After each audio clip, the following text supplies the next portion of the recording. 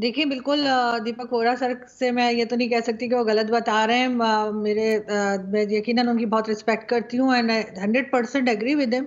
लेकिन प्रॉब्लम यही है कि यहाँ पर जो पॉलिसी मेकर्स हैं, वो पॉलिसीज़ ठीक नहीं बना रहे हैं और यही रीज़न है कि बलूचिस्तान के लोग जो हैं, वो नाराज़ हैं। अब सुबह इन्होंने पहले ये कह दिया कि यानी कल की जो चल रही थी न्यूज़, उसमें इन्होंने पहले तो ये बताया कि जी जो बीएलए के लोग हैं, हमने ये पता किया कि उन्होंने जो थे वो रेफ्यूजीज़ या जो उन्होंने लोगों को पकड़ा था, उनको छोड़ दिया था। लेडीज़ को भी और जेंट्स को भी और कुछ बच्चों को। बाद में जैसे-जैसे न्यूज़ आगे बढ़ी तो वो क्रेडिट गवर्नमेंट ने और कब्जे के जो सिक्योरिटी फोर्सेज़ हैं, उन्होंने खुद ले लिया कि जी हमने छुड़वाया है और बार-बार यही कहा जाने लगा। अब हुआ ये कि ज़ाहिर है कि सोशल मीडिया का ज़माना है, आप बात को छुपा नहीं सकते, बदल नहीं सकते, आप अपनी कही बात से हट नहीं सकते। तो अब वो प्रॉब्लम जो है इनके सामने आ गई है। कई लोग ऐसे भी सामने आए जिन्होंने मीडिया में आकर ये भी कहा कि जी हमें बहुत रिस्पेक्ट के साथ जो है बीएलए वालों ने जाने दिया क्योंकि फैमिली साथ थी। लेकिन आप बार-बार ये बता रहे हैं कि नहीं, उन्होंने जो है वो ह्यूमन शील्ड बना रखी है और ऑपरेशन चल रहा है। अब वहाँ पे जो बलूचिस्तान में यकीनन कुछ ऐसे लोग भी होंगे जो कि बात करना जानते हैं, जैसे डॉक्टर मारंग बलोच हैं और दूसरे लोग हैं। उनको गवर्नमेंट को चाहिए कि उनकी हेल्प लें और उनकी उनकी मदद से बीएलए और दूसरे लोग जो हैं उनको टेबल पे लाकर उनकी बात सुनी जाए। अगर आप सीपीसी बना देंगे, उन्हीं की ज़मीन पे बना देंगे और उन्हीं को कुछ नहीं मिलेगा और 11 साल के बाद उनको समझ आ जाएगी कि उनके साथ क्या खेल खेला जा रहा है, तो आपके ख़्याल से वो क्या करेंगे? मिसिंग पर्सन्स का इश्यू जो है, वो भी बहुत ज़्यादा है बलूचिस्तान में। मैं हरगिज़ बीएलए को सपोर्ट यहाँ पे नहीं कर रही कि पता लगे कि मैं ही आपको कल ना दिखाई दूँ। तो लेकिन ये ज़रूर है कि मैं ये कहूँगी कि यहाँ पे जो पॉलिसी मेकर्स हैं, वो ना तो पॉलिसीज़ ठीक बना रहे हैं, ना प्रॉब्लम को सॉल्व करने की कोशिश कर रहे हैं। ये यहाँ पर एक तरीके का अपना ज़ोर ज़बरदस्ती दिखाई जा रही है, जो कि बहुत गलत है, बहुत ग गलत इंप्रेशन पड़ रहा है पूरी दुनिया में पाकिस्तान का। उसके बजाय बार-बार यही कह रहे हैं कि जी हमने जो है वो टेररिस्ट मार दिए। जब किसी दूसरी कंट्री में यही कुछ होता है तो आप फ्रीडम फाइटर कहते हैं और जब आपकी कंट्री में कोई आके इस तरीके से करता है तो आप कहते हैं कि वो तो टेररिस्ट है। या तो आप डिसाइड कर लें कि टेररिस्ट क्या होते हैं और फ्रीडम फाइटर क्या होते हैं, उसके बाद बात करें। अब यहाँ पे जैसे मैं कह रही हूँ, शुरू से ही पॉलिसीज़ जो है वो इनको पता ही नहीं कि इन्होंने बलूचिस्तान में करना क्या है। ये बार-बार जाकर चाइना को खुश करने के लिए कह देते हैं, हाँ जी, हमने इतने लोग मार दिए, हमने इतने लोग पकड़ लिए, इतने लोग मिसिंग पर्सन में चले गए। लेकिन उसके बाद जो ये एक्शन करते हैं, जब उसका रिएक्शन आता है, तो वो इनसे कंट्रोल नहीं होता। वो इनकी समझ में नहीं आता कि ये करें तो क्या करें? कल भी जब ये न्यूज़ आई है, कोई almost 4 to 5 hours Pakistan mainstream media एकदम खामोश था। लग रहा था बस इमरान खान हो रहा है।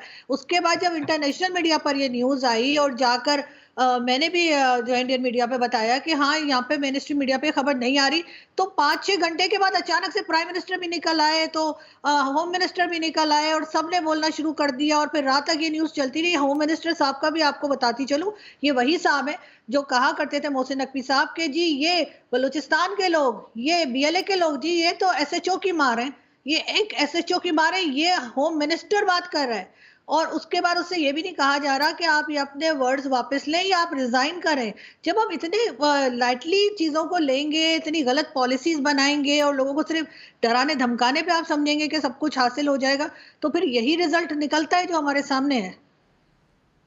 बिल्कुल, आपने सही कहा है, जब इस तरह से आप दरकिनार करेंगे और इस तरह से हल्के मिलेंगे तो यही रिजल्ट निकलता है जो आपके सामने है। हमारे साथ पाकिस्तान के पत्रकार हैं मोहम्मद फैसल शाहिद साहब। फैसल साहब, आपने सुना यहाँ पे हमारे 2 वक्ता बोल रहे थे। आप आवाज़ आ रही है फैसल साहब मेरी? क्योंकि आपका बीच में ये ऑडियो चला गया था। तो इसमें क्यों आखिर पाकिस्तान सरकार जो बार-बार बलूचिस्तान पे इतना ज़्यादा अपना दावा करती है और पिछले दिनों भी आपने सुना होगा पाकिस्तान के सदन में एक वरिष्ठ नेता ने ये कहा था कि वहाँ के कई ज़िले हैं जो बिल्कुल पाकिस्तान के आर्मी या पाकिस्तान के प्रशासन से के कब्जे से बाहर हो चुके हैं, कभी भी आज़ाद हो सकते हैं। इसके बावजूद इतनी बड़ी चूक, क्या वजह है? क्या कुछ और सोच चल रही है या फिर पूरी तरह से चीन के हवाले कर दिया आप लोगों ने? नहीं, देखिए, इब्तिदा में मैं आपके पैनलिस्ट की तरफ से कुछ बात की गई, उसकी तस्दीक करना चाहूँगा कि सबसे पहले तो फ्रीडम जी। फाइटर की जो डेफिनिशन बयान की गई है, मैं उससे बहुत ही इख्तिलाफ करता हूँ। अगर आप सेपरेशन मूवमेंट की बात करते हैं, तो आपके अपने भारत के अंदर इस वक़्त जम्मू कश्मीर है, खालिस्तान में भी मूवमेंट की तहरीक चल रही है। तो I would request you to please stop blaming, right? It's not time to नहीं discuss such kind of इस things on बलूचिस्तान this को Jammu kind of Kashmir national से television. तुलना करके ना First thing. देखें। जम्मू कश्मीर हमारा No, no, हमारे no. भारत का The अभिन्न thing है। is, they are आप लोगों ने asking for बलूचिस्तान को freedom जबरदस्ती from कब्जा you किया guys, हुआ है, right? तो But your दोनों को army आप is एक तुलना ना imposing करें। your power बिल्कुल। on them. So we need to address that issue first. Khalistan movement is running in Punjab. No one is putting their ears on that, right? So anyways, I'm not here to define these terminologies here, because I know your panelists are very experienced and highly qualified. But here we are talking about the incident that happened, and incident, it's happened. No one has ability to restrain it. We have a power to impose some policies that can help us to restrain them. But हादसा कहीं भी हो सकता है, भारत में भी बहुत से हादसात होते हैं, उसके बाद कंटिजेंसी पॉलिसीज को जो है इम्प्लीमेंट किया जाता है। ठीक है? तो बिल्कुल ये एक बहुत ही जी। अंदोनाक वाकया पेश आया है। टेररिस्ट की जानिब से इंसानों को जो है ह्यूमन शील्ड के तौर पे इस्तेमाल किया गया है। ख़वातीन की बड़ी तादाद, बच्चों की बड़ी तादाद को यरग़माल बनाया गया है। हमारी सिक्योरिटी फोर्सेस की जानिब से बरवक़्त एक्शन किया गया है और जितने भी दहशतगर्द थे उनको जहन्नुम वासिल कर दिया गया है। और आप अंदाजा लगा सकते हैं कि बोलान के जिस इलाके में ये वाकया पेश आया है वो इंतहाई इस टाइप का इलाका है जहाँ पे ऑपरेशन इतना आसान नहीं था। जिला कच्ची का ये इलाका है, पीरू किनारी, वहाँ पे ये हादसा पेश आया है टनल नंबर 8 के करीब, जिसमें ट्रेन के 8 बोगियों पर मुश्तमिल ये जाफर एक्सप्रेस की ट्रेन थी, जिसमें 400 से ज़ायद मुसाफिर ट्रेन अमले के साथ और सिक्योरिटी अमले के साथ सवार थे। और आप इस बात का अंदाजा कर सकते हैं कि दहशतगर्द के हमले के लिए डेफिनिटली पॉलिसीज बनाई जाती हैं और हमारी तरफ से भी वो प्रोएक्टिव एक्शन किया गया है, जब ही आज तमाम दहशतगर्दों को मारकर सिक्योरिटी क्लियरेंस दे दी गई है और बिल्कुल आखिरी मराहिल में हमारा ऑपरेशन चल रहा है। ठीक है? तो इस सारे मामलात में अगर आप ये बात कहना चाह रहे हैं कि इस हादसे को होने से पहले रोक लिया जाता, तो इस तरह से बहुत से हादसात भारत में भी होते हैं जिनको टेंटेटिव तौर पे रोका जा सकता था, लेकिन हादसा रोना हो। नहीं इरशाद साहब, दरअसल ये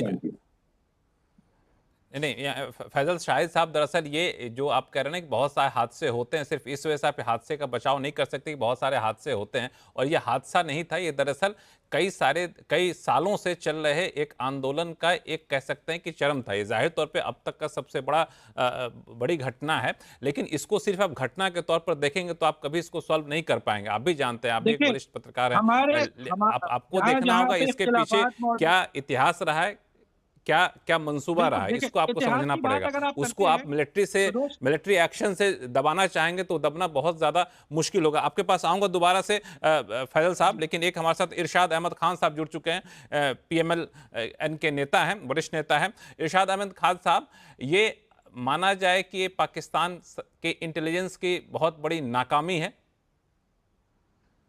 बहुत शुक्रिया जी। मैं ये कहूंगा कि नाकामी तो इसको नहीं कहा जाएगा, क्योंकि कुछ भी हादसा, अभी जो ये आपके मेहमान अभी बता रहे थे कि हादसा कहीं भी हो सकता है। जब इंसान के साथ कोई हादसा होता है तो उसको पहले से मालूम नहीं होता, लेकिन इसका सदेबाब किया जा सकता है। सदेबाब इस तरह किया जाएगा कि जैसा कि अब इन दहशतगर्दों को मारा गया, पकड़ा गया, कुछ भाग गए, कुछ दफन हो गए, तो इंशाल्लाह पाकिस्तान सेफ हैंड में है। कोई ऐसा मसला नहीं है जैसा कि आप कह रहे हैं और जो सोच रहे हैं। मैं ये समझता हूं कि देखें, हादसा कहीं पूरी दुनिया में होते हैं, पूरी दुनिया में इस तरह की वायलेंस, पूरी दुनिया में इस तरह की दहशतगर्दी, क्योंकि दहशतगर्द ना इंसान होता है ना जानवर होता है। मैं मुसलसल आपके चैनल्स पे कह रहा हूँ, इंसान, उसकी कोई पहचान नहीं होती, उसकी कोई शिनाख्त नहीं होती। जब किसी इंसान ने अपना मरने का सोच लिया हो तो वो दूसरे के मरने की परवाह नहीं करता। आप देखें, ये कल से दहशतगर्द खुद साख्ता, खुद कार जैकेट पहन करके बैठे हुए हैं। अब इसमें हमारे आर्मी के जवानों ने, रेंजर्स के जवानों ने, पुलिस के जवानों ने फिर भी अपने लोगों को जिंदा और मरने से बचाने के लिए बहुत बेहतरीन टारगेट ऑपरेशन किया और टारगेट करके लोगों को छुड़वाया भी, और अल्हम्दुलिल्लाह ज्यादा नुकसान, जानी नुकसान से बचाया। अब यही किया जा सकता है। देखें, अब आप क्या समझते हैं कि ये कोई इतला दे करके तो नहीं आते दहशतगर्द? ये जब कोई हादसा होता है तो बता करके तो नहीं होता। तो खैर अल्हम्दुलिल्लाह, अल्लाह ने करम किया कि बिल्कुल बड़े आराम से, बड़े तहम्मुल के साथ जो नुकसान होना था, जो जानी नुकसान होना था, वो हुआ। लेकिन अब जैसा कि हमारे खान साहब, आपको बीच में थोड़ा सा मैं रोकूंगा आपको, मेरा